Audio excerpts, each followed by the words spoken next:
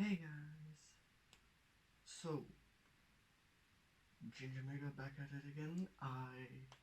Yeah. So, I recently rewatched Avatar The Last Airbender and The Legend of Korra. I know people say The Legend of Korra is bad, but during the second season and the, like, beginnings episodes, I kind of realized something. Theoretically, anyone could have become the Avatar. Like, I know, yeah, like one was the only one that like got cast out and all of that.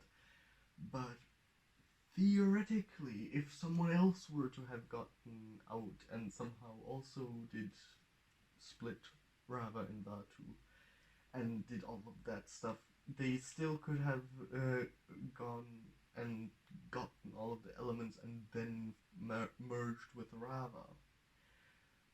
So I kind of, because that gives kind of a lot of insight to the bendings of everything in their universe. I kind of made a theory to how bending is, at least a more concrete way of how it could possibly be passed down and how everything is like determined. I myself don't know exactly because technically no one made anything like this yet. Well, a few tried explaining it, but this is my theory. A film theory. Okay, no, I am not part of film theory. It's just they made really a great stuff with that. Okay, so firstly, what do you see in the episodes? You see one has essentially he gets kicked out. He then like meets spirits. He befriends them. He gets fire, which kind of messes up the whole thing of people thinking it's air, water, earth, and fire. Like that's the cycle because that's what everyone thought in the first series, so Aang's series, and then they just made it. No, no, that first Avatar was a firebender, so the cycle is technically fire, air, water, earth, but that's beside the point. What I want to talk about is essentially that he technically got all four elements before meeting Rava, or like merging with Rava. He merged with her after going to four cities, the Lion Turtle cities, and getting from each of those cities the element. Theoretically, that means that anyone who dared to move past their cities and knew that there were other cities could have done the same thing. But here's the catch. Each time he did go to a Lion Turtle city, he needed Rava's energy to switch into a different one. And even if he switched, he couldn't determine which one he switched into. It always went in the cycle. Which leads me to my theory. Technically, anyone or everyone has every element in the like in their world. And this is what I'm basing it on. Basically, one had fire, and then he learned air. As soon as he learned air, he didn't know how to fire. Well, he couldn't firebend. He only could airbend, and after that, he got water, which led very likely to him only waterbending from that point until Rava helped him, and then earthbending, which meant it then went back to fire afterwards. So that kind of means that this is the Avatar cycle, and he, even though he at the start didn't have any element, it means that every person technically has the opportunity for gaining one of these things, these bendings, but because they only can bend one element at a time, they never reach out to the other elements. And I kind of made a few criteria to which I think this applies, because it's essentially just everyone has a bending. Just some people clearly have unlocked it, but when someone unlocks it, they only can unlock one, which kind of makes sense, except of course the Avatar. Which is why I hypothesized that essentially bending is like a chemical reaction.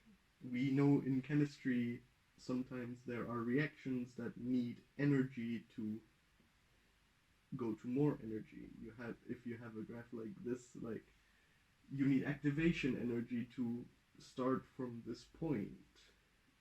Like this is, yeah.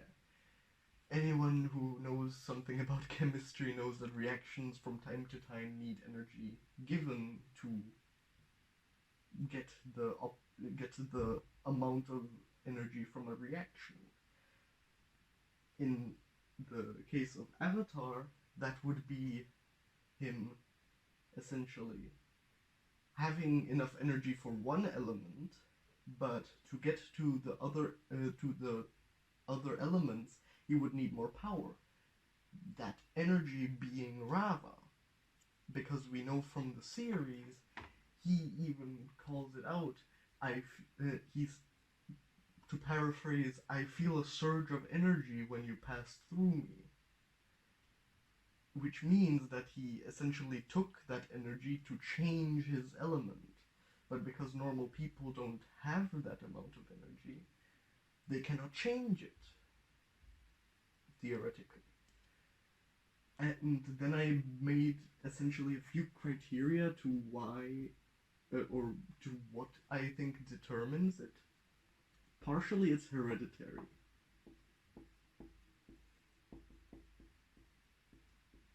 Which we essentially know from each of this stuff. We know, like, in Aang's world, we have everyone, they are from each nation, and we, like, know from, how is it called? In Zuko's family, everyone's a firebender because we know from The Search, that actually quite awesome comic book, that it says that that the father of Ozai did essentially look for people who were good at firebending to pass down that strength when when the next child is born.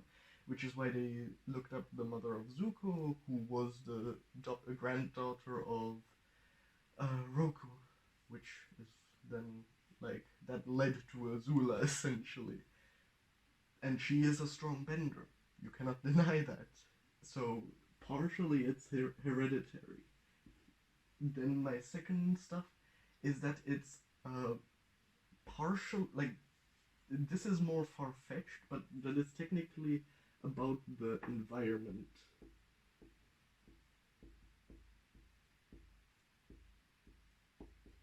That you grow up in. Because from what we see in the series, in both of them, we see that, one, it's hereditary, of course.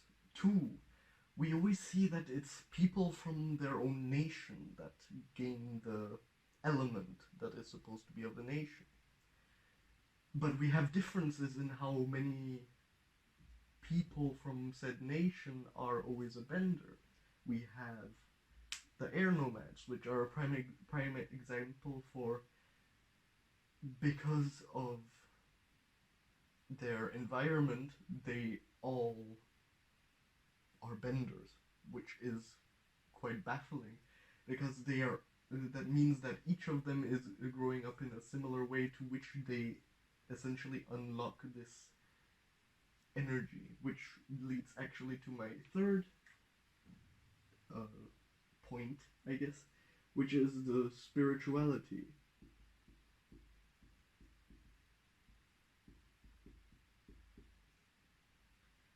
The spirituality is essentially what we see with airbenders. They are very spiritual. They are always being taught to like connect with your environment. They in their avatar universe just they are brought up spiritually as far as we know. But then we have waterbenders who are part, as we see in Aang's series and in um, the Legends of Korra. They in the northern pole in the North Pole have a fountain dedicated to two spirits who and came down to Earth, became fish. In the Legends of Korra, we have that the spirits are literally attacking, and hell, Unalaq literally like spirit bended those spirits to leave, which kind of means they are, as a nation, as a tribe, they are very spiritually connected. Then we have the Earthbenders, who, as far as we know, have actually the least amount of people being benders of any of the nations. Why might that be? They are not very spiritual. They are very, I guess, down to earth people. That's why they don't get their. Not many people get their bending. Like, the parents of Toph were not benders, as far as we know. Which you would think, oh, it's not hereditary that it would be passed down. But the difference would simply be anyone in their past could have been an earthbender, but because Toph went through the whole being alone with the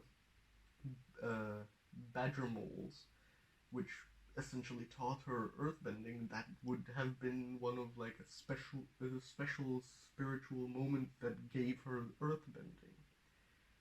Then after that, you have the firebenders, who they literally killed off their most spiritual thing. But in a sense, what we see with Zuko, he loses his ability to firebend because he loses his drive.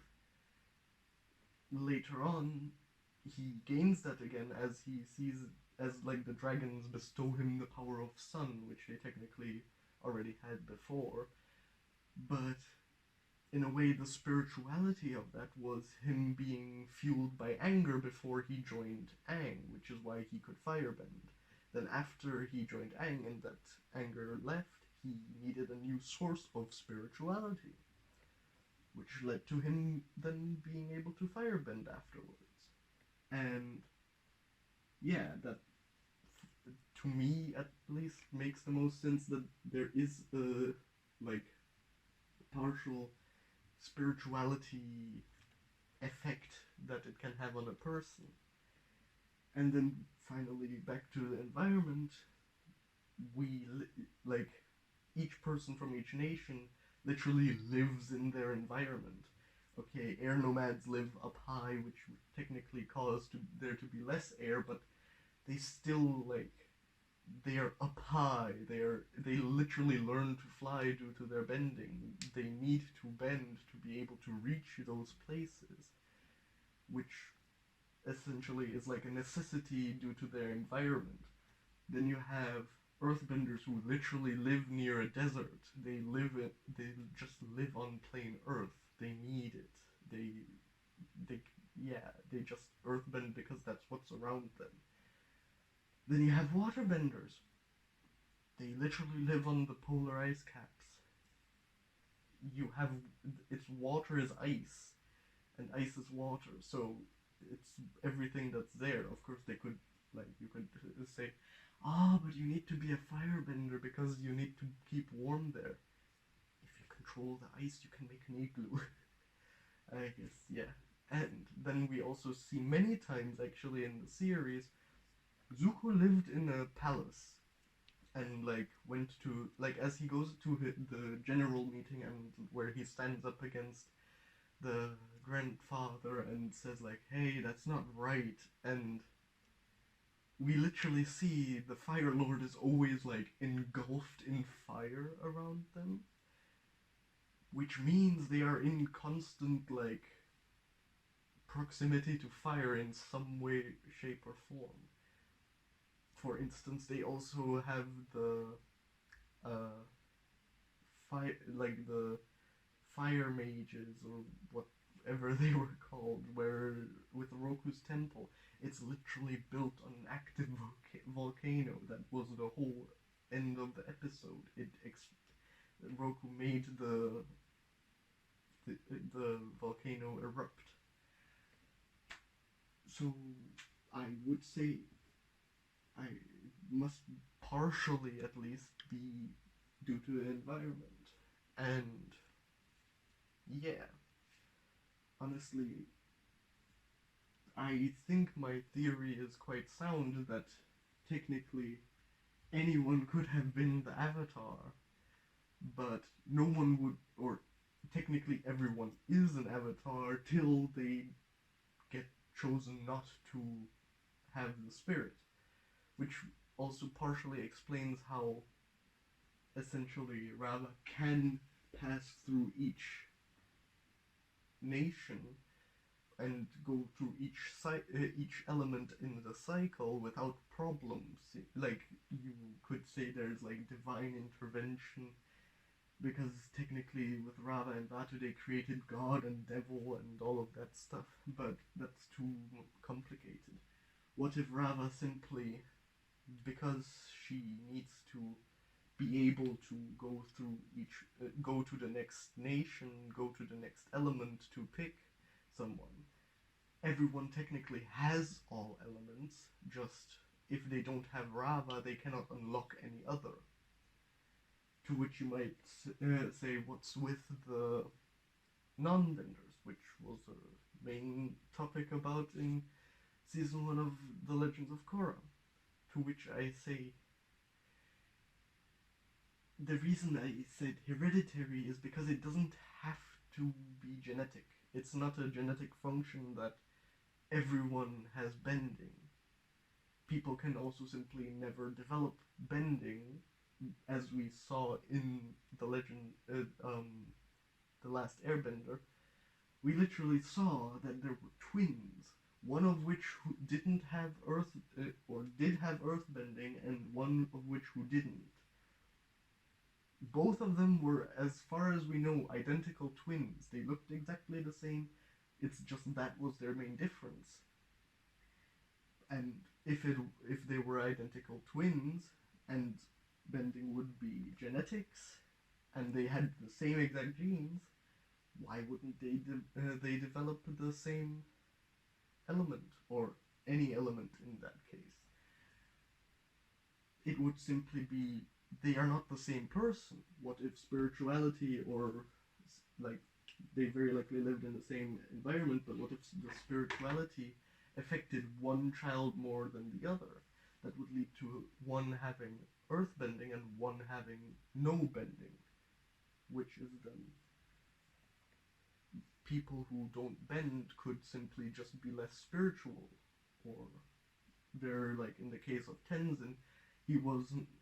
He tried to be spiritual, but he could never get into the stuff. But he still developed bending because he was Aang's son.